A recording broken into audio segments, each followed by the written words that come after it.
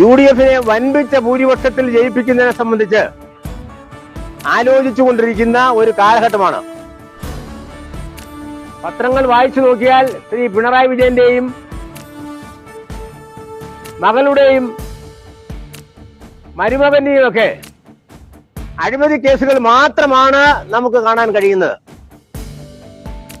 കേരളത്തില് കമ്മ്യൂണിസ്റ്റ് പാർട്ടിയുടെ ചരിത്ര പശ്ചാത്തലം പരിശോധിച്ചാൽ ഇത്രയും മോശപ്പെട്ട ഒരു ഭരണം 1957 മുതൽ EM ശങ്കരൻ നമ്പൂതിരിപ്പാടിൽ തുടങ്ങി പിണറായി വിജയൻ വരെയുള്ള മുഖ്യമന്ത്രിമാരെ പരിശോധിച്ചാൽ അഴിമതി മാത്രം നടത്തുന്ന ഒരു മുഖ്യമന്ത്രി കേരളത്തിൽ ഉണ്ടായത് ഈ പിണറായി വിജയൻ മാത്രമാണ്.